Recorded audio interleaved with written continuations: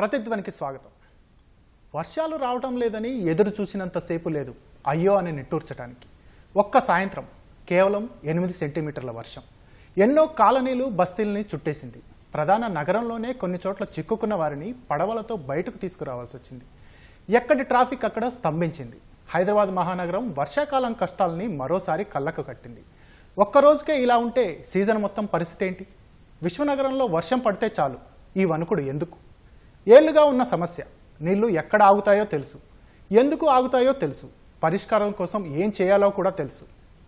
అయినా ఏటా వానాకాలం వస్తే చాలు పదే పదే ఎందుకు ఈ బాధలు?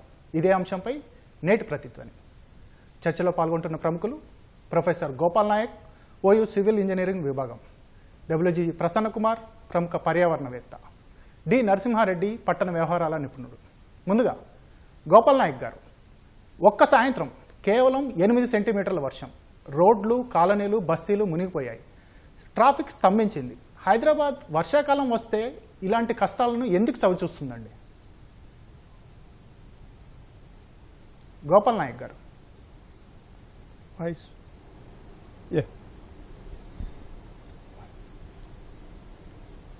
గోపాల్ నాయక్ గారు చెప్పండి సార్. హలో, వాయిస్ బ్రేక్ అవుతుంది. Okay sir. Thank you Kumar గారు. మీరు ప్రతిసారి ఈ వర్షం పడే ముందు ఇది చేస్తూ ఉన్నారు. అవును. హలో, చెప్పండి చెప్పండి గోపాల్ నాయక్ గారు చెప్పండి. వినిపిస్తుందా? వినిపిస్తుందండి, వినిపిస్తుందండి, చెప్పండి. సో ఇదే మనం థ్యాంక్ యూ అండి. ఈటీవీ వాళ్ళకి నా యొక్క ధన్యవాదాలు. ఇప్పుడు ఎవ్రీ టైము మనం వర్షాలు పడ్డప్పుడు చర్చించుకుంటున్నాము, మన ఎక్స్పర్ట్స్ కూడా మాట్లాడుతున్నాము, పదే పదే అదే విషయాలని మళ్ళీ మళ్ళీ మనం డిస్కస్ చేసుకుంటూ ఉన్నాము. ఇది అందరికీ తెలిసిన విషయమే. చిన్న 8 సెంటీమీటర్ల వర్షపాతము, మనం ఇంకా మోర్ దెన్ 10 సెంటీమీటర్ వర్షపాతం పడితేనే మనము ఎక్స్ట్రీమ్ రెయిన్ఫాల్ అని అంటాము జనరల్గా ఇండియన్ మెటీరియలాజికల్ డిపార్ట్మెంట్ ప్రకారం, కానీ scientific research oriented. So less than 10 centimetre అనేది అది వర్షపాతము, లో ఇంటెన్సిటీ వర్షపాతంగానే ట్రీట్ చేస్తాం. కానీ మనం హైదరాబాద్లో చూస్తున్నది ఏంటి? 5 సెంటీమీటర్ల వర్షపాతం పడితేనే రోడ్లన్నీ ఫ్లడెడ్గా, చెరువులుగా మారుతున్న కాలం మనం చూస్తూ ఉన్నాము. ఇది ఓన్లీ ఇన్ప్రాపర్, మెయిన్గా సరే ఓల్డ్ సిటీసు, ఎగ్జిస్టింగ్ సిటీసు, ఒక 50 సంవత్సరాల సిటీ, ఓల్డ్ సిటీలు అంటే సరే డ్రైనేజ్, పాత డ్రైనేజ్ ఉన్నాయి. మనము 1970స్లో డిజైన్ చేసిన డ్రైనేజ్ సిస్టాన్ని వాడుకుంటున్నాము. 1980స్లో వాటినే మాడిఫై చేసి అప్పుడు అన్ని గొలుచుకట్టు చెరువులో ఉన్న డ్రైనేజ్ సిస్టాన్ని మనం ఫాలో అవుతున్నాము. దాంతో కొత్త డ్రైనేజ్ సిస్టాన్ని ఏ ఒక్క ప్రాంతంలో కూడా మనం క్రియేట్ చేయలేకపోయాము. అది మనకు బాగా డ్రాబ్యాక్ ఉన్న పరిస్థితి ఇప్పుడు హైదరాబాద్ సిటీకి. హైదరాబాద్ అనేది ఇదేదో లో లయింగ్ ఏరియా కాదు, లేకుంటే ఏదో మీన్ సీ లెవెల్కి దగ్గరకున్న ఏరియా కాదు. మీన్ సీ లెవెల్కి 540-560 మీటర్ల ఎత్తులో ఉన్న సిటీలో ఇలాంటి ప్రాబ్లం అంటే మనం చర్చించదలి. ఇది ప్రాబ్లం విత్ మ్యాన్ మేడ్ ప్రాబ్లమ్సే మనం అబ్జర్వ్ చేస్తూ ఉన్నాము. పాపులేషన్ డైరెక్ట్గా urbanization day by day it is పెరుగుతూ ఉంది.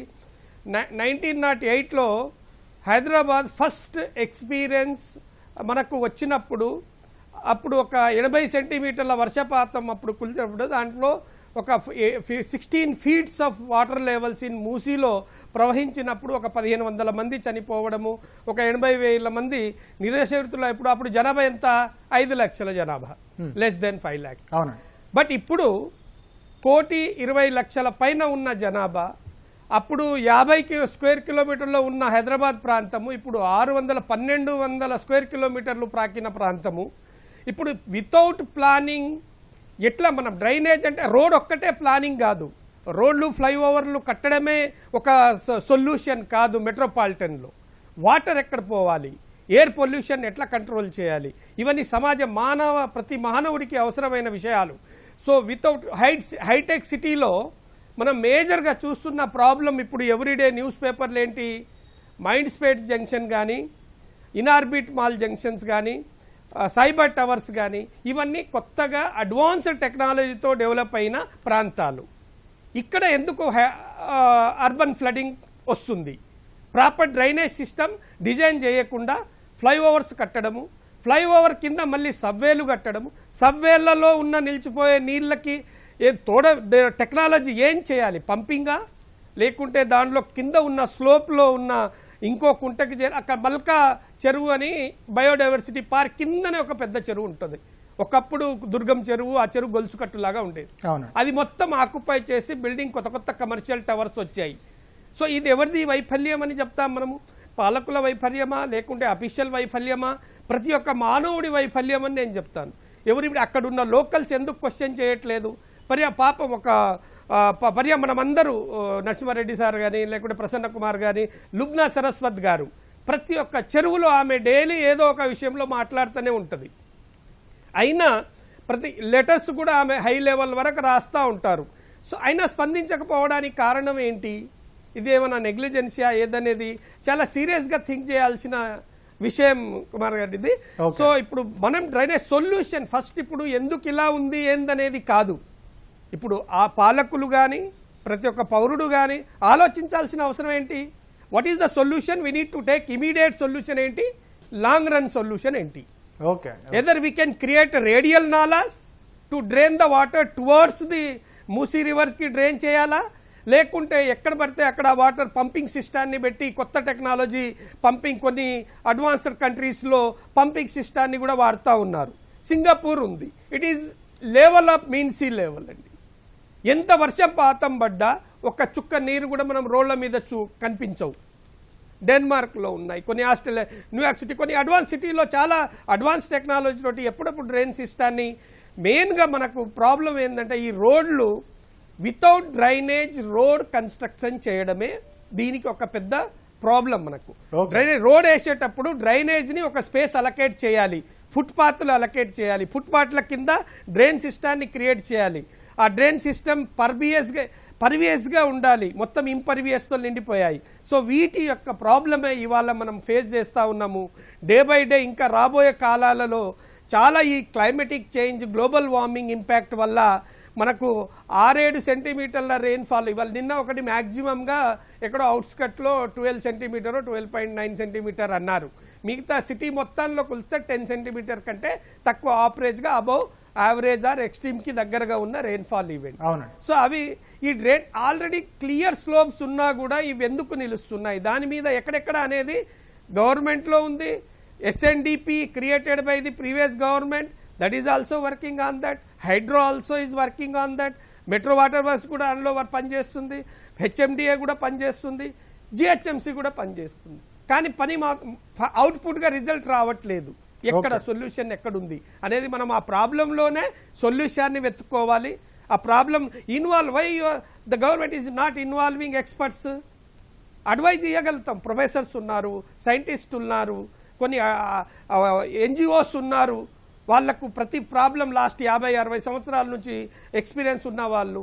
Why can't take their opinion and go for the further more ఏం చేయాలనేది. ఇప్పుడు ఏదో ఫ్లైఓవర్ మీద కోట్లలో పెడితే సొల్యూషన్ కాదు, ఫ్లైఓవర్ కింద ఉన్న డ్రైనేజ్లో కూడా పైసలు అమౌంట్ ఒక ఎక్స్పెండిచర్ని పెట్టి మనం సొల్యూషన్ని తీసుకురావాలా. సో అది ఇప్పుడు చేయాల్సింది. Everywhere you have to create the new drainage system, revamp the old existing drainage system. Old city ప్రతి ప్రాంతంలోనూ మేజర్గా ప్రాబ్లం ఎప్పుడు మనం చూస్తున్నవే. ఎక్కడ సికింద్రాబాద్ కంటోన్మెంట్ ఏరియా కానీ, కొత్తపేటలో కానీ ఈ ఏరియాలో మనం చూస్తూ ఉంటాం. థ్యాంక్ యూ కుమార్ గారు. నరసింహారెడ్డి గారిని అడిగి మరిన్ని వివరాలు తెలుసుకుందామండి. నరసింహారెడ్డి గారు, ఈ గోపాల్ నాయక్ గారు చెప్తున్నట్టు ఈ Hitech City, Miyapur Kondapur road, biodiversity park, IKEA రోడ్లో ఈ ట్రాఫిక్ ఎక్కువగా స్తంభించడానికి కారణాలు ఏంటండి అసలు? మొట్టమొదట అంటే వర్షాకాలము, వర్షం లేనప్పుడు కూడా అక్కడ ట్రాఫిక్ స్తంభించే పరిస్థితి చూస్తున్నాం. ఇప్పుడు కొత్తగా కట్టిన ఫ్లైఓవర్లతో కూడా అదేం తగ్గట్లేదు. మనకు మొట్టమొదట కనపడేది ఏంటంటే వాహనాల సంఖ్య. తర్వాత అక్కడ ఆ ప్రాంతంలో మనకు నైరుతి హైదరాబాద్లో ఎక్కువగా కార్లే ఉంటున్నాయి. అంటే ఆ కార్లలో ఒకళ్ళు ఇద్దరు ఉంటారు, కార్ల సంఖ్య ఎక్కువ ఉంది, దానివల్ల ట్రాఫిక్ జామ్స్ అక్కడ ఎక్కువ అవుతుంది. ఇప్పుడు రోడ్లు మనం 3 లేన్లు 6 లేన్లు చేసినా కూడా సమస్య పెరుగుతుంది. ఎందుకంటే కేవలము వాహనాల సంఖ్యనే కాదు, వాహనాలు నడిపే కల్చర్ ఏదైతే ఉందో ఒక లేన్ సిస్టమ్ పాటించరు. కార్లు ఉన్నా కూడా ఒక్కోళ్ళు కూడా లేన్ సిస్టమ్ పాటించరు. ఓకే. ఆ 3 లేన్లు 4 లేన్లు ఉన్నా కూడా అడ్డదిడ్డంగా ప్రయాణం చేయడంతో ఆ ట్రాఫిక్ జామ్ కూడా అవుతుంది. ఇక మూడోది, వర్షం పడినప్పుడు మనము 8 సెంటీమీటర్లు 10 సెంటీమీటర్లు అంటున్నాం. 2 సెంటీమీటర్లు పడ్డా కూడా రోడ్డు మీద చిన్న ఒక పూల్ ఉన్నది అంటే మనకు ఒక చిన్న గుంత ఉండి గుంతలో నీళ్లు ఉంటే అక్కడ పోవడానికి ఇబ్బంది పడతారు వాహనాలు. కాబట్టి 3 లేన్లు ఉన్నది అప్పటికి ఒకటే లేన్ అయ్యే ప్రమాదం ఉంది. దాంతో కూడా ట్రాఫిక్ స్తంభిస్తున్న పరిస్థితి. ఓకే. అంటే ఇప్పుడు మనం హెచ్ సిటీ కింద 7,000 కోట్ల పెట్టుబడులు పెడుతున్నారు ఇప్పుడు గవర్నమెంట్. అయితే గోపాల్ నాయక్ గారు అన్నట్టు 7,000 కోట్లలో స్టామ్ వాటర్ డ్రైన్స్ కూడా ఉన్నా అసలు స్టామ్ వాటర్ డ్రైన్స్ కి స్థలం ఎక్కడ ఉంది? ఆ రోడ్లతోటే నిండిపోయింది అక్కడ, లేదా పక్కన బిల్డింగ్. మనము మాస్టర్ ప్లాన్ లో ఎక్కడ స్టామ్ వాటర్ డ్రైన్స్ కి కానీ, అసలు అర్బన్ ఫ్లడ్ సిస్టమ్ కి, పట్టణ వరద ప్రణాళికకు ఎక్కడ అవకాశమే లేదు. ఇక మనం సంస్థలు ఉన్నాయి, ఆ సంస్థ ఈ సంస్థ 50 సంస్థలు ఉన్నాయి. కానీ మీరు అడగనే ఒక్క సంస్థనన్నా మీ ఏ సంస్థ పెట్టుబడి పెడుతున్నారు? ఇప్పుడు చట్ట ప్రకారము నీళ్లు, స్టామ్ వాటర్, చెరువులు, ఇవన్నీ కూడా మురికి నీళ్లు అన్నీ కూడా హైదరాబాద్ మెట్రో వాటర్ బోర్డు కింద ఉంది. కానీ ఆ హైదరాబాద్ మెట్రో బోర్డు ప్రతి నెల ఎలక్ట్రిసిటీ బిల్లులు కట్టడానికనే సరిపోతుంది. వాళ్ళకి ఆదాయము తక్కువ, ఖర్చు ఎక్కువ. అందుకని ఈ 30 ఏళ్లలో వాళ్ళు అసలు ట్రంక్ మెయిన్ పైప్ లైన్లే వేయలేదు. ఒకటే ఆ కాచిగూడ దగ్గర ఎక్కడ వేశారు. మరి నైరుతి హైదరాబాద్ లో పెద్ద పెద్ద బిల్డింగ్లు వస్తే డ్రైనేజ్ మురికి నీటి వ్యవస్థ లేనే లేదు. కొండాపూర్లో ఒకప్పుడు 14%, ఇప్పుడు ఆ కోకాపేట, కాజాగూడ, మణికొండ ఈ ప్రాంతాలన్నీ కూడా 10% కంటే ఎక్కువ లేవు మురికి నీటి వ్యవస్థ. మరి పెద్ద పెద్ద బిల్డింగ్లు కట్టినప్పుడు వాళ్ళ దగ్గర లక్షలలో వసూలు చేస్తారు. ఆ డబ్బంతా ఎక్కడ పోతుంది? పెట్టుబడి అక్కడే ఎందుకు వస్తలేదు? ఆ మురికి నీటి పారుదల వ్యవస్థ ఎందుకు లేదనేది ఒకటైతే, వర్షం పడినప్పుడు ఆ వర్షాన్ని నేరుగా దగ్గరలో ఉన్న చెరువు కానీ మన నదికి కానీ తీసుకెళ్లే అవకాశము ఉండే స్టామ్ వాటర్ డ్రైన్స్ మొత్తము క్లాగ్ అయిపోయినాయి. సో ఈ రెండు కారణాల వల్ల సంస్థలు పనిచేయకపోవడము, సంస్థలకున్న ఉన్న నిధులను సరిగా వినియోగించకపోవడము, తర్వాత అసలు ప్రణాళికనే లేకపోవడం. ఇప్పుడు హైదరాబాద్ మాస్టర్ ప్లాన్ గురించి 2 ఏళ్ల నుంచి మాట్లాడుతుంది ఈ ప్రభుత్వం. అంతకుముందు ఆ ప్రభుత్వం ఏదో 2012 అవకతవకల మాస్టర్ ప్లాన్ మేము సరి చేస్తాము, 8 మాస్టర్ ప్లాన్లను కలిపి ఒకటి చేస్తామన్నారు. అది ఇప్పటివరకు జరగలేదు. ఇప్పుడు కొత్తగా మాస్టర్ ప్లాన్ తయారైతుందంటూనే ఉన్నారు, ఇంకోవైపు ప్రాజెక్టులు ప్రకటిస్తూనే ఉన్నారు. ఈ పొంతన లేని ప్రణాళికలు, పొంతన లేని పెట్టుబడుల వల్ల ఈ అసలు చిన్న సమస్యలు కానీ, అసలు పరిష్కరించాల్సిన సమస్యలు కానీ వాటి మీద దృష్టి లేదు. ప్రభుత్వానికి ఒక ఆలోచన కూడా లేదు. అందుకే ఇప్పుడు చూడండి, హైదరాబాద్ పెట్టుబడి అంతా కూడా అప్పులు. ఇప్పటికీ గత ప్రభుత్వము 2.5 లక్షల కోట్లు పెట్టినామన్నది. ఇప్పుడు ఈ ప్రభుత్వం వచ్చిన 1.5 ఇయర్లో 1.5 కోట్లు పెట్టుబడి పెట్టినామన్నారు. ఎక్కడ పెట్టారు అవి? అంతా ఒకటే, నైరుతి వైపే. ఓకే. మరి మిగతా హైదరాబాద్ సంగతి ఏంది? ఓకే. తర్వాత ఎక్కువ శాతము నివాసం ఉండేది ఇక్కడ ఉంటారు, ఆఫీసులకు అక్కడికి వెళ్తారు. అక్కడ నివాసం ఉండే పరిస్థితి కల్పించిందా ప్రభుత్వం? కోకాపేటలో ఈరోజు ఎకరా 600 కోట్లు ఉంటే అక్కడ అపార్ట్మెంట్ కొనడానికి స్తోమత ఎంతమందికి ఉంటుంది? మీరు భూమి ధరలు పెంచి మేమేదో అభివృద్ధి చేసినామని మాట్లాడతారు పాలకులు. ఆ ఇట్లా చేస్తే రోజు ప్రయాణం చేయాల్సిందే, ఎందుకంటే నివాసం ఎక్కడ ఉండి అక్కడికి ఆఫీస్కి అక్కడికి వెళ్ళాల్సి వస్తుంది. అంటే ఈ ఓకే నరసింహారెడ్డి అభివృద్ధి గారు. ప్రణాళిక సరిగా లేదు. ప్రసన్న కుమార్ గారు, సార్ హైదరాబాద్ నగరం వానాకాలం కష్టాలు చూడటం ఇదే మొదటిసారి అయితే కాదండి. గత వరదల నుంచి మనం ఏమన్నా పాఠాలు నేర్చుకున్నామా లేదా? మీ పరిశీలనలో తేలిన అంశాలు ఏంటండి? మనం అంటే వర్షం నుంచి నేర్చుకోవడం కాదు, ఏ అనుభవం నుంచి కూడా నేర్చుకోవడంలో కొంచెం వెనకే ఉన్నాం. అంటే మన ప్రణాళిక, సమాజ ప్రణాళిక గాని ప్రభుత్వ ప్రణాళిక గాని అవసరానికి తగ్గట్టుగా ఉండాలి. అవసరం మారుతున్న కొద్దీ ప్రణాళిక కూడా మారుతూ ఉండాలి. అయితే మనం ప్లాస్టిక్ ని, సింగిల్ యూజ్ ప్లాస్టిక్ ని బ్యాన్ చేయడం 2023లోనే బ్యాన్ చేసుకున్నాం.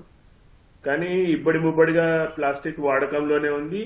ఆ ప్లాస్టిక్ వేస్ట్ రోడ్డు మీద పడేయడం, చెత్త కుండీల్లో పడేయడం, బయట పడేయడం, ఇవన్నీ కూడా వర్షానికి వెళ్లి ఎక్కడి నుంచి అయితే నీళ్లు డ్రైన్స్ లోకి వెళ్లాలో వాటన్నిటిలో ఆపడం, అవన్నీ ఆగిపోవడం. రోడ్డు మధ్యలో మున్సిపల్ శాఖ వాళ్ళు, ఈ హైడ్రా వాళ్ళు మనిషి నిలబడి ఆ మ్యాన్ హోల్ తీసి నీళ్ళని వదిలి బయటికి పోయేటట్టుగా చేయాల్సిన పరిస్థితి ఏర్పడుతోంది. సో దీనికి కారణం మనం డ్రైన్స్ సమస్య ఒకటైతే, రోడ్ల సమస్య ఒకటైతే, ఎత్తు వంపులు సమస్య ఒకటైతే, దానికంటే పెద్ద సమస్య ఏ నగరంలో అయినా ఇప్పుడు ఈ ఇబ్బడి ముబ్బడిగా ప్లాస్టిక్ వాడేసి ప్లాస్టిక్ వ్యర్థాలు బయట విసిరేయడమే పెద్ద సమస్యగా మారుతోంది. అవునండి. ఈ సమస్యని మనం అడ్రస్ చేయకుండా డ్రైనేజ్ సమస్యని పర్మనెంట్ గా మనం అడ్రస్ చేయలేం. సో దానికి సమాజ స్థాయిలోనూ ప్రభుత్వ స్థాయిలోనూ రెండు స్థాయిల్లోనూ అవసరమైనంత చర్యలు తీసుకోలేదని అనిపిస్తుంది. ఓకే, మీ పరిశీలనలో తేలిన అంశాలు ఏంటండి? ఈ వర్షాలకు సంబంధించి గత వరదలు ఇప్పటికీ ఉన్న పరిశీలనలో మీ పరిశీలనలో తేలిన అంశాలు ఏంటి? ఇదివరకేమో మనకి 18-19 సెంటీమీటర్ల వర్షం పడితే ముంపు ఉండే పరిస్థితి ఉండేది. ఇప్పుడు 8 సెంటీమీటర్ల వర్షానికే మనం ముంపు స్థాయికి వస్తున్నాం. చాలా ప్రాంతాల్లో నీళ్లు దారికి అడ్డం ఉండిపోతున్నాయి, రోడ్డులకు అడ్డంగా ఉంటున్నాయి. అంటే మనం ఇంకా ఎక్కువ ప్రాంతాల్లో ఇంకా ఎక్కువ మేరకు మనం ప్లాస్టిక్ వ్యర్థాలని వదిలేసాము, ఆ నీళ్లు పోకుండా ఆపుతున్నాము అనేది స్పష్టంగా కనిపిస్తోంది. అయితే ఈ 8 సెంటీమీటర్ల వర్షాలే ఎక్కువ కాలం ఎక్కువ పడే అవకాశాలు ఉన్నాయి ఫ్యూచర్ లో. 8 సెంటీమీటర్లు 7 సెంటీమీటర్ల వర్షాలే ఈ క్లైమేట్ చేంజ్ కాంటెక్స్ట్ లో. దానికి మనం ప్రిపేర్ అవ్వాల్సిన అవసరం ఉంది. వర్షం కోసం ఎదురు చూసాం 2-3 వారాలుగా. వర్షం పడ్డ తర్వాత మాత్రం అయ్యో ఈ వర్షం మనం తట్టుకోలేమన్న పరిస్థితి ఉంది. సో ఇది రియాలిటీ క్లైమేట్ చేంజ్ కాంటెక్స్ట్ లో కాబట్టి దీనికి మనం ప్రిపేర్ అవ్వాల్సిన అవసరం ఉంది, వ్యవస్థగా సమాజంగా రెండు విధాలుగాను. ఓకే ఓకే అండి. గోపాల్ నాయక్ గారు, అసలు వర్షాకాలం నీటి ప్రవాహాలకు అనుగుణంగా నగరాల రోడ్ల నిర్మాణం ఎలా ఉండాలండి? ఈ ప్రమాణాల విషయంలో మన హైదరాబాద్ ఎక్కడ ఉంది? చాలా మంచి క్వశ్చన్ అండి ఇది.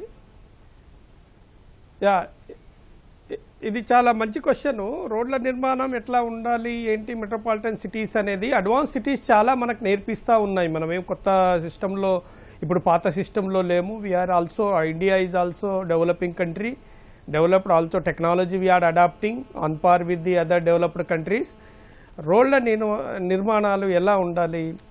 పర్వియస్ సిస్టమ్ని ఫాలో అవ్వాలి, గ్రీన్ ఇన్ఫ్రాస్ట్రక్చర్ డెవలప్ చేయాలి, and the culvert should be in the drain సిస్టాన్ని ప్రాపర్గా డిజైన్ చేయాలి. రోడ్ క్యాంబరింగ్ సిస్టమ్, సో సెంటర్లో హైట్ ప్రాపర్ క్యాంబర్ మెయింటైన్ చేసి all drain should come set toward side and side ఛానళ్ళ ద్వారా డ్రైన్ని ఒక స్లోప్స్కి డైవర్ట్ చేయాలి. సో పర్వియస్ మెటీరియల్ని బాగా యూజ్ చేసి, ఇప్పుడు చాలా సిటీస్ గ్రీన్ ఇన్ఫ్రాస్ట్రక్చర్ అని, గ్రీన్ రూప్ టాప్స్ అని, ద ప్లస్ ఇవి రెయిన్ గార్డెన్స్ అని, రెయిన్ ఇన్ఫ్రాస్ట్రక్చర్స్, పర్కులేషన్ ట్యాంక్స్ అని సైడ్లలో ఎక్కడ ప్లేస్ అవైలబుల్ ఉంటే అక్కడలో ఈ రోడ్ నిర్మాణాలు ఫస్ట్ డ్రైనేజ్ సిస్టాన్ని ఒక సైడ్లో డిజైన్, రోడ్ డిజైన్తో పాటు ఒక డ్రైనేజ్ డిజైన్ని కూడా అదే దాంట్లో కన్సిడర్ చేసే డిజైన్ చేసి to capacity, how much area is covered by that road, ఆ ట్రాఫిక్ ఎలా ఉంది, ఆ ఏరియా అప్స్ట్రీమ్ ఏరియాలో క్యాచ్మెంట్ ఎంత ఉంది, ఎంత మొత్తం టోటల్ నా ఇప్పుడు మనం డిశ్చార్జ్ క్యాలిక్యులేట్ చేసేటప్పుడు 0.6 0.7 coefficient of run of coefficient తీసుకుంటాము. ఇప్పుడు ఆ పరిస్థితి లేదు. రన్ ఆఫ్ కోఎఫిషియంట్ 0.8 0.9 తీసుకోవాలి. ఎంత రెయిన్ఫాల్ పడితే అంత రన్ ఆఫ్ అది మొత్తం రన్ ఆఫ్గా కన్వర్ట్ అయ్యి డ్రైన్ అవుతూ ఉంటుంది. అప్పుడు run of convert total quantity కోసమే డిజైన్ చేయాలి, ప్లస్ అడిషనలీ 30%. సో అట్లాంటి కల్వర్ట్స్ ఛానల్స్ ఇప్పుడు సైడ్లో డిజైన్ చేసినప్పుడు అడ్వాన్స్ సిటీస్, ఇప్పుడు మనము ఐకియా జంక్షన్లో చూస్తాం. ఎప్పుడు డెవలప్ అయింది? హార్డ్లీ ఒక 5-6 ఇయర్స్ బ్యాక్. అంతకుముందు ఎవరికి ఐకియా అనే కాన్సెప్ట్ తెలియదు. ఇప్పుడు ఆ జంక్షన్లో మనం చూస్తూ ఉన్నాం ఫ్రీక్వెంట్ ఫ్లడింగ్. ఇక్కడ వస్తే దుర్గం చెరువు డీప్ స్లోప్, అవతల పోతే మల్కా చెరువు డీప్ స్లోప్, రెండు చెరువుల మధ్య గుట్ట మధ్యలో ఉన్నది. కానీ ఎక్కడ traffic why? So improper drainage system design చేయకపోవడం, లేకుంటే క్లియర్గా ఒక డ్రైనేజ్ ఛానల్ని రూటింగ్ చేయకపోవడం వల్ల. సో ఇవన్నీ కోఆర్డినేషన్ బిట్వీన్ జిహెచ్ఎంసి, ఆర్&బి ఎవరైతే రోడ్ టేకప్ చేస్తారో, either it is a national road or urban city roads or GHMC వాళ్ళు కానీ, HMDA and metro water works and department of revenue also will. ఇప్పుడు మనకు mind స్పేట్ junction ఉంది, అన్ని corporate companies ఉన్నాయి, వేల కోట్ల turnover. Why can't they give a CSR కింద వేసి వాళ్ళతోటే ఎందుకు డెవలప్ చేయకూడదు ఆ డ్రైనేజ్ సిస్టాన్ని? వై గవర్నమెంట్ షుడ్ బేర్ అది huge amount and provide facility to the system. వాళ్ళ ఎంప్లాయీకి వాళ్ళు ప్రతి ఛార్జ్ చేయాలి. ప్రతి ఒక్క మల్టీనేషనల్ ఎంఎన్సీస్ తోటి మాట్లాడి చేసి వాళ్ళతోటే డ్రైనేజ్ సిస్టాన్ని డైరెక్ట్గా మనం ఒక క్లియర్ ఛానల్ సైడ్ పోయేటట్టు డ్రైనేజ్ చేయాలి. అన్ని ఎంఎన్సీస్ ముందుకు రావాలి. ఆ ముందుకు వచ్చి వాళ్ళు సెల్ఫ్ సపోర్టెడ్గా ఆ సిస్టాన్ని డెవలప్ చేసి ఈ road road both side, one side capacity సరిపోదు, బోత్ సైడ్ ఒక నాలా కల్వర్ట్గా అండర్ గ్రౌండ్ ఛానల్ని క్రియేట్ చేసి ఆ channel clear slope, clear contour based slopes, అది ఆ స్లోప్స్ క్రియేట్ చేసి అవి డైరెక్ట్ టువర్డ్స్ ది నాలాలు, మేజర్ నాలాస్ ఎక్కడైతే ఫ్లో అవుతున్నాయో ఆ నాలాకు ఇవన్నీ చేసినప్పుడే మనము మూసీ రివర్ రీజన్యునేషన్ కానీ రివర్ని మళ్ళీ పునరుద్ధరించడానికి కూడా చేసే అవకాశాలు ఇవన్నీ సాధ్యపడతాయి. ఇవి చేయనంత వరకు ఏదైనా ఏ డ్రైన్ అయినా మొత్తానికి కొలిచేది మనకు రెండు సిస్టాలు లేవు. అర్బన్ సివరేజ్ సిస్టమ్ అదే లైన్ పోవాలా, స్టామ్ వాటర్ కూడా అదే సిస్టంలో పోవాలి. సిస్టమ్ ఒకటే, కానీ మనం we have to earlier develop సిటీలో ఎలా ఉంటాయి, అర్బన్ డ్రైనేజ్ సిస్టమ్ సపరేట్ ఉంటుంది, సివర్ డ్రైనేజ్ సిస్టమ్ సపరేట్ ఉంటుంది. అది రెండు కల్పవు. Because sewer drainage directly leads to the STPs. అవి డైరెక్ట్ ఎస్టీపీలో ట్రీట్మెంట్ అయిన తర్వాతనే నార్మల్ డ్రైన్ సిస్టానికి అవి లింక్ అవుతాయి. సో అలాంటి సిస్టమ్ మన దగ్గర లేదు, కానీ ప్రతిదీ డ్రైనేజ్ సిస్టంలోనే ఉంది. ఆ డ్రైనేజ్ సిస్టంలో ఎస్టీపీలు ఉన్నాయి. ఎస్టీపీలు పర్ఫార్మెన్స్ ఎఫిషియన్సీ రిపోర్ట్ తెప్పించుకోండి గవర్నమెంట్ లో. ఎఫిషియన్సీ 300 గోపాల్ నాయక్ గారు మళ్ళీ చర్చిద్దామండి ఈ విషయం. పర్ఫార్మెన్స్ ఎఫిషియన్సీ ఎస్టీపీ సిటీపీలు అవి తెప్పిస్తే మనకు ఎంత పర్ఫార్మ్ చేస్తున్నాయనే తెలుస్తాయి. సో అవన్నీ ఆ రూట్ ఛానల్స్ ఇవన్నీ చాలా మనకు కొన్ని గ్యాప్స్ ఉన్నాయి. ఆ గ్యాప్స్ చాలా సీరియస్ గా థింక్ చేసి పూరాల్సిన అవసరము ఎంతైనా ఉంది. Government also think in that way, and officials who are involving with that, they are also equally responsible for that. Okay Narasimha Reddy garu, ఈ కాలనీలు రోడ్లపై నీళ్లు నిలిచాయంటే సరే అండి, శుక్రవారం నాటి వర్షంలో కొండాపూర్ ప్రాంతంలో వంతెనపై నీళ్లు నిలిచాయి. అసలు ఈ దృశ్యాలన్నీ వైరల్ అయ్యాయి. ఈ పరిస్థితికి కారణం ఏంటంటారు?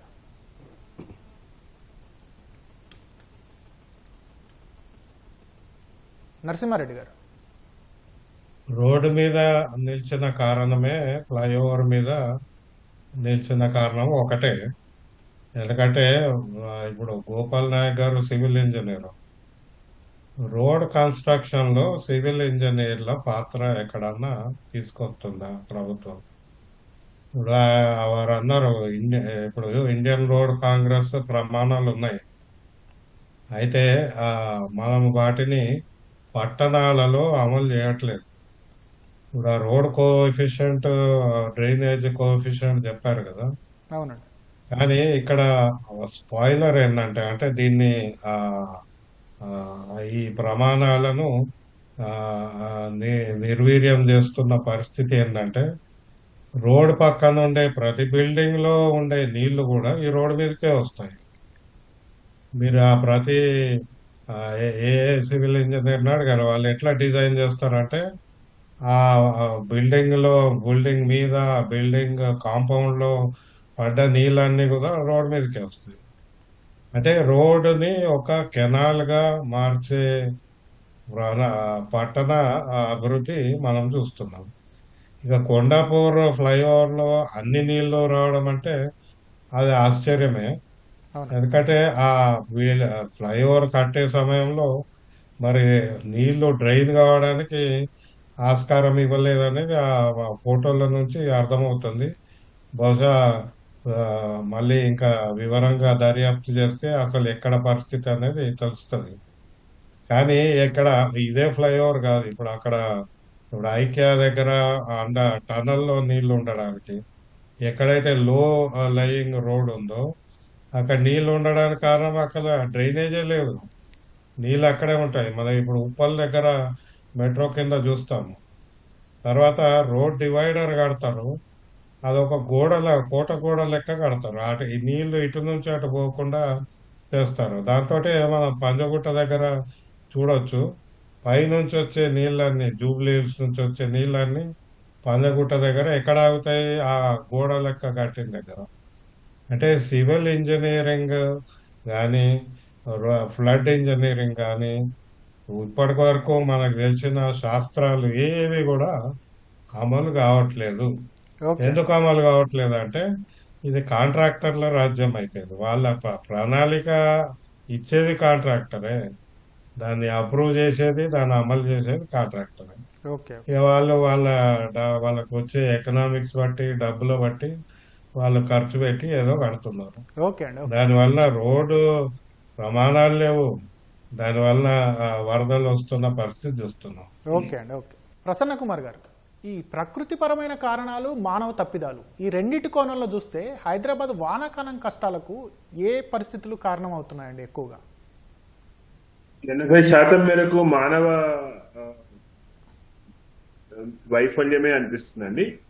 20% ప్రకృతి పరంగా మనం క్లైమేట్ చేంజ్ వస్తుంది, క్లైమేట్ చేంజ్ వచ్చింది, మనం వస్తుంది అంటున్నది మీద పడింది.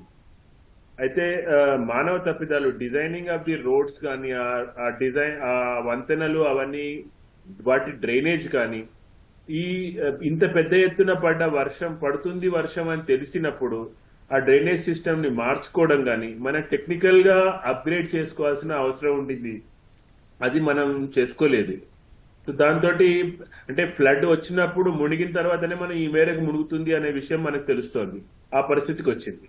రెండోది, మానవ తప్పిదాలుగా మనం చేసే ఈ రోడ్డు మీద మన ట్రాఫిక్ మూవ్మెంట్స్ కానీ, లేకపోతే ఈ వేస్ట్ డిస్పోజల్ కానీ, ఇవి రెండు కూడా ఒక మామూలు జీవితం, వర్షం లేని జీవితాన్ని దృష్టిలో పెట్టుకుని డిజైన్ చేసి మనం అవలంబించేవే. కానీ వర్షం వస్తుంది అనుకున్నప్పుడు, ఇంత పెద్ద వర్షం వస్తుంది అన్నప్పుడు మన వేస్ట్ ని ఎట్లా డిస్పోజ్ చేస్తాం, ఎక్కడ డిస్పోజ్ చేస్తాం, ఆ వర్షంలో ఇవన్నీ కొట్టుకుని వచ్చి డ్రైన్ కి అడ్డంగా ఆగినప్పుడు మనం ఏం చేయగలుగుతాం?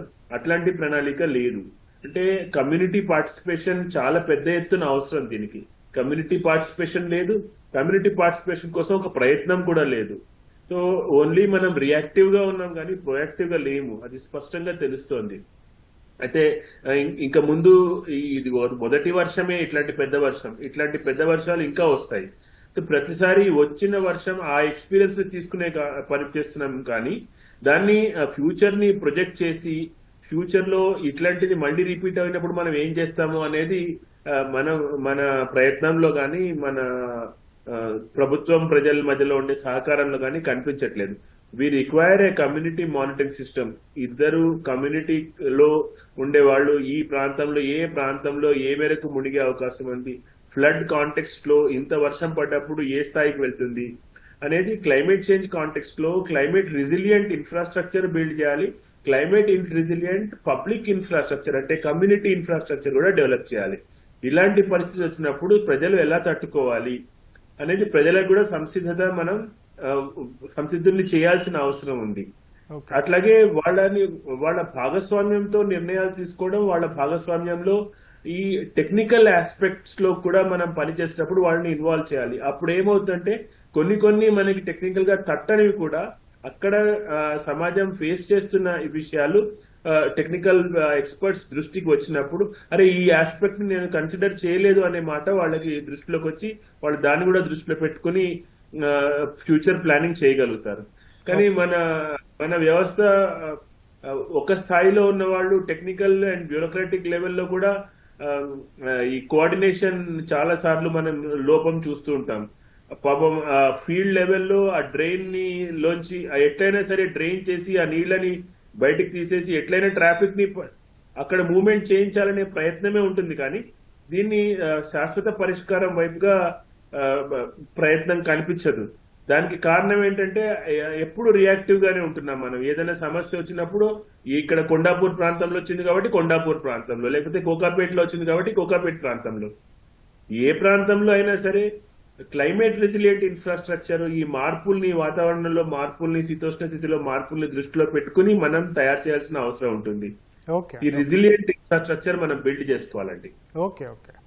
గోపాల్ నాయక్ గారు, హైదరాబాద్ నగరంలో వందల కొద్ది కాలనీలు, బస్తీలు వర్షాకాలంలో ముంపు ఎదుర్కొంటున్నాయని గత అనుభవాలు చెప్తున్నాయండి. వాటి నివారణ కోసం ఏమైనా యాక్షన్ ప్లాన్ తీసుకున్నారా? అదే అండి, చాలా మంచి ప్రశ్న అది. ఇప్పుడు మేజర్గా మనం ఇవాళ ఈ బస్తీలు ఎక్కువగా ప్రాబ్లం ఫేస్ చేస్తున్నాయి. బికాజ్ ఈ అర్బన్ ఫ్లడ్ ప్రాబ్లం ఫేస్ చేస్తున్నాయి బికాజ్ ఆఫ్ బస్తీల వల్లనే. ఈ బస్తీలు అన్ని నాలాల మీద, ఆ రివర్ బ్యాంక్ల మీద ఆక్యుపై చేసుకొని ఉన్నాయి. సో గవర్నమెంట్ ఆల్సో ఈ 2 bedroom ప్లాన్స్ కానీ ఇవన్నీ ప్లాన్స్ అనేవి స్పెసిఫిక్గా ఫస్ట్ ప్రియారిటీ అట్లాంటి వాళ్ళకి ఇచ్చి వాళ్ళని అండర్స్టాండ్ యొక్క లోకల్ లీడర్స్తో కొమ్ముకోయి అట్లాంటి వాళ్ళని మనం షిఫ్ట్ చేయగలిగితే ఉన్న నాలాలని ప్రొటెక్ట్ చేసి అది డీసిల్టింగ్ చేసిన తర్వాత ఒక క్యారింగ్ కెపాసిటీని పెంచగలుగుతాం నాలాలో. ఒకవేళ క్యారింగ్ కెపాసిటీని పెంచినప్పుడు ఇలాంటి చిన్న వర్షాలు, ఇవాళ ఇది చాలా చిన్న వర్షం అండి 8 centimeter అనేది, రేపటి నాడు క్లౌడ్ బర్స్ట్ అయితే పరిస్థితి ఏంటి? చైనాలో మొన్న జరిగినట్టు ఈ క్లౌడ్ బర్స్ట్ అయినప్పుడు పరిస్థితి ఏంటి? ఒకేసారి ఒక 60-70 centimeter వర్షము ఒక 6 hours-లోనో 12 hours-లోనో వర్షాలు పడ్డప్పుడు ఎలా పరిస్థితి ఏంటి? నాగన ఈవెన్ రాజ్భవన్లు ఉండవు, సీఎం ఆఫీసులు ఉండవు, ఏవి ఉండవు, అవన్నీ సెక్రటరియట్ కూడా కొట్టుకుపోయే పరిస్థితులు వస్తాయి. సో అలాంటి పరిస్థితి మనం ఎందుకు తెచ్చుకుంటున్నాము తెలిసి కూడా. సో ఈ క్లౌడ్ బర్స్టింగ్ ఇలా పరిస్థితులు ఇప్పుడు డెఫినెట్గా మనకి ఇంపాక్ట్ అనేవి ఫ్రీక్వెన్సీ చాలా చేంజ్ అయింది. 2000 బిఫోర్ రెయిన్ఫాల్ ప్యాటర్న్ చాలా డిఫరెంట్గా ఉండేది. 2000 నుంచి 2024 వరకు ఉన్న రెయిన్ ప్యాటర్న్ చాలా డిఫరెంట్. 2000 మనం 1908 తర్వాత 45-50లో కొంచెం చూసాము, ఆ హిస్టరీ చెప్తుంది. 70లో ఒక చిన్న 36 or 70 centimeter రెయిన్ఫాల్ పడ్డది. తర్వాత ఆఫ్టర్ ఓన్లీ 90s and 2000లోనే మనము 30 centimeter 20 centimeter రెయిన్ఫాల్ ఫ్రీక్వెంట్గా చూస్తూ ఉన్నాం. లాస్ట్ 20లో చూసాము, 25 centimeter, 8లో చూసాము, 12లో చూసాము, 14లో చూసాము, 16లో చూసాము, 18లో చూసాము. ఎవ్రీ ఆల్టర్నేట్ ఇయర్ మనం చూస్తూ ఉన్నాము ఈ ఎక్స్ట్రీమ్ రెయిన్ఫాల్ ఈవెంట్స్.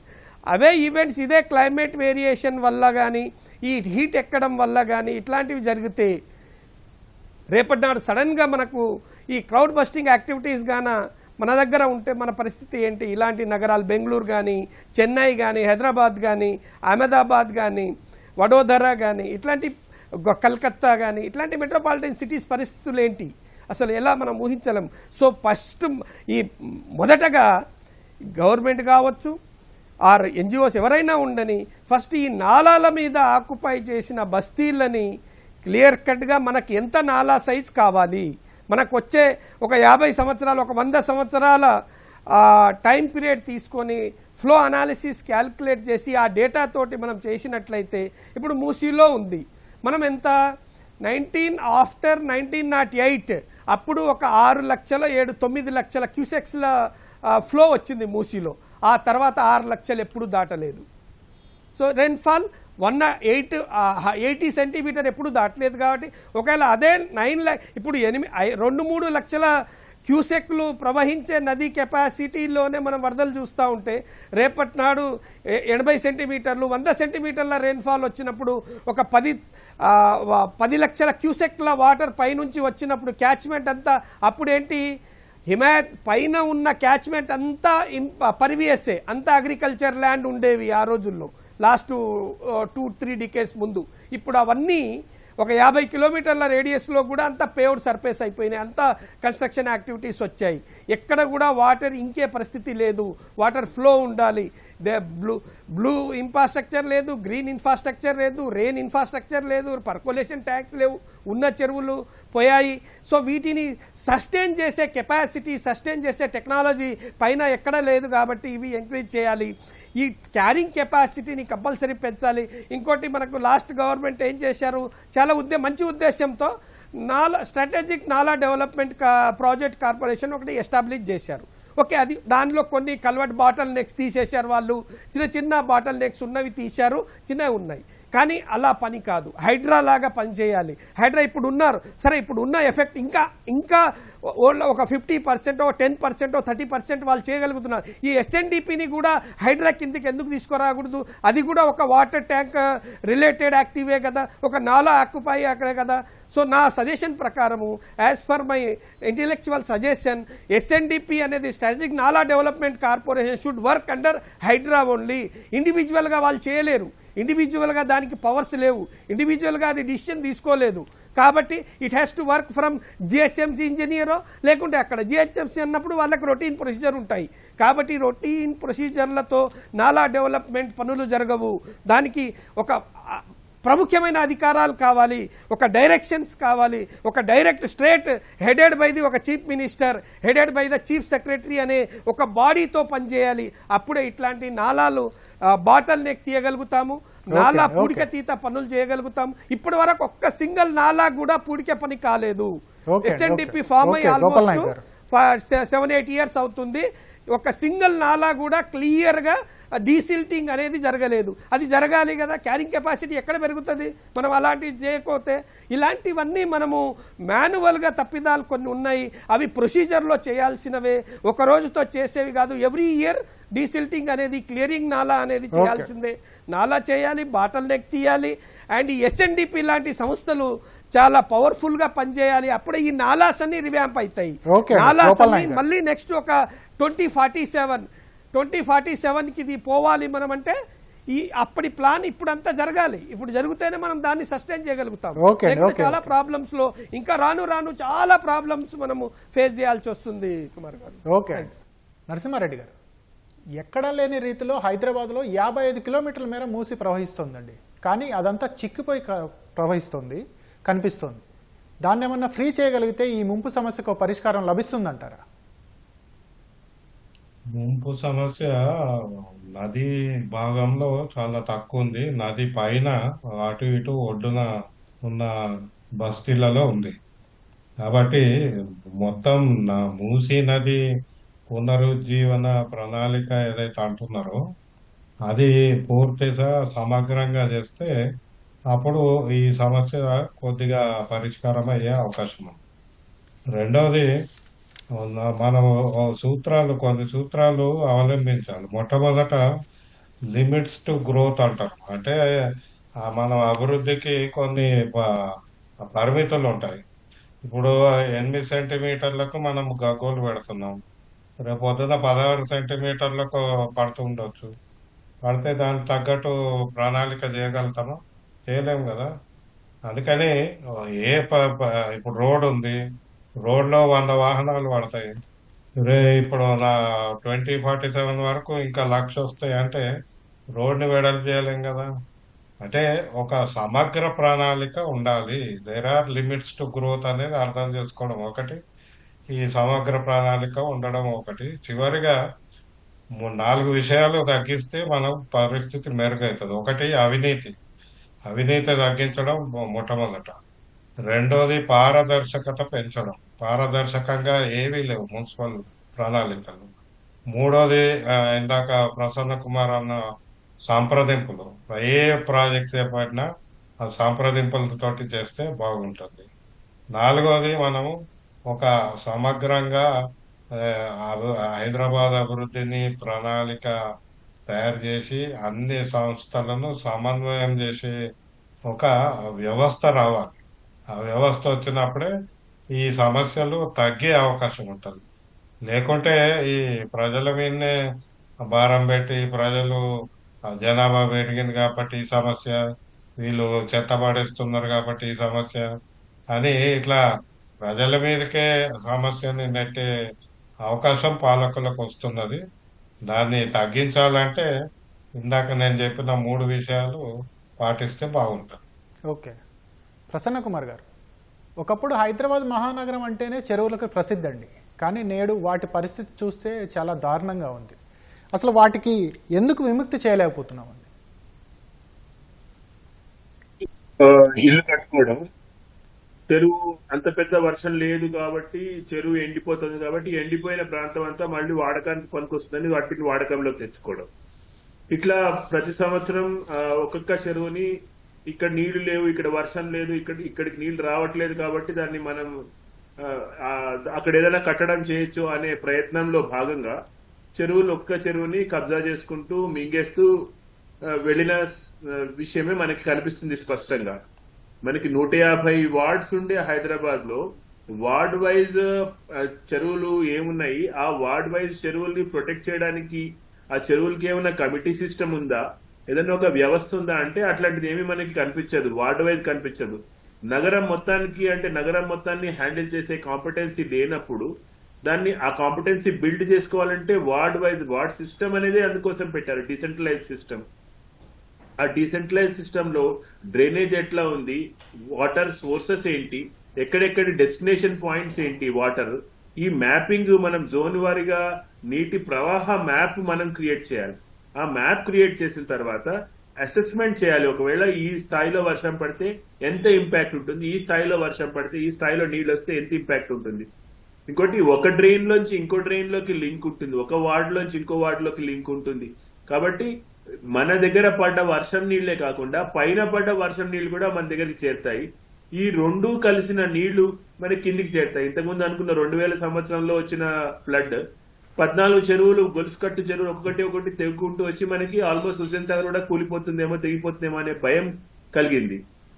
సో మన మన మన దగ్గర పడ్డ వర్షం నీళ్లే కాకుండా పై ప్రాంతంలో పడ్డ వర్షం నీళ్లు కూడా మన మీద ఇంపాక్ట్ చూపిస్తాయనేది దృష్టిలో పెట్టుకుని మన డిజైనింగ్ ఉండాలి, కమ్యూనిటీ పార్టిసిపేషన్ కూడా ఉండాలి. సో ఒక వార్డు ఇంకో వార్డుకి ఇన్ఫర్మేషన్ ఇచ్చుకోవాలి కూడా, ఒకదాని ఇంపాక్ట్ ఇంకో దాని మీద ఉంటుందనే దృష్టిలో పెట్టుకుని మనం నెట్వర్క్ లాగా పని చేయాల్సిన అవసరం ఉంది. మనం ఓన్లీ వర్కింగ్ చేయడానికి ప్రయత్నం చేస్తున్నాం కానీ నెట్వర్కింగ్ లేదు. So different communities, different ward groups మధ్యలో ఉండే ఇంటరాక్షన్ ఉండాల్సింది, అది కూడా లేదు. రెసిడెంట్ వెల్ఫేర్ అసోసియేషన్స్ ఆల్మోస్ట్ మృగ్యం అయిపోయినాయి. వాటి పని కూడా ఓన్లీ వాళ్ళ ఇంటర్నల్ ప్రాబ్లమే చూస్తున్నారు కానీ ఎక్స్టర్నల్ గా వచ్చిన ప్రాబ్లమ్ ని వాళ్ళు ఎట్లా హ్యాండిల్ చేయాలనేది రెసిడెంట్ వెల్ఫేర్ అసోసియేషన్స్ కూడా వాళ్ళ స్థాయిలో కూడా ఇప్పుడు లేదు. సో ఇట్లాంటి పరిస్థితుల్లో మొత్తం total community based drainage management, water management, flood management ని మనం ఇంట్రడ్యూస్ చేసుకోవాల్సిన అవసరం ఉంది. అప్పుడు మనం ఒక స్థాయిలో రేపొద్దున వచ్చే సమస్యను కూడా అందరం కలిసికట్టుగా హ్యాండిల్ చేయగలుగుతాం. ఇప్పుడు ఫేస్ చేస్తున్న సమస్యను కూడా ఎట్లా హ్యాండిల్ చేయాలనేది ఎప్పటికప్పుడు మనం రెస్పాండ్ కాగలుగుతాం. మనం ఇప్పుడు అంతా రియాక్టివే ఉన్నాం కానీ ఫ్యూచర్ ని దృష్టిలో పెట్టుకుని మనం ప్లానింగ్ బేసిస్ మీద మన పని లేదు. ఓకే అండి, ఓకే. గోపాల్ నాయక్ గారు, నగరంలో పడే ప్రతి చినుకు ప్రవాహానికి ప్రస్తుతానికి ఉన్న ఏకైక మార్గం నాలాలే అండి. అవి కూడా ఆక్రమణలో ఉన్నాయి.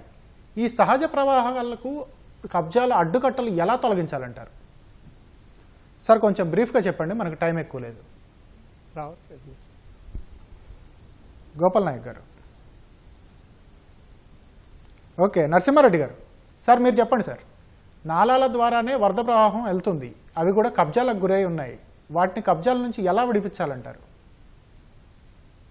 దానికి చట్టాలు ఉన్నాయి. నాలా ఎంత వెడల్పు ఉంటుంది, ఆ నాలా పక్కన బఫర్ ఉండాలని చట్టం ఉంది. చట్టం అమలు చేయడమే.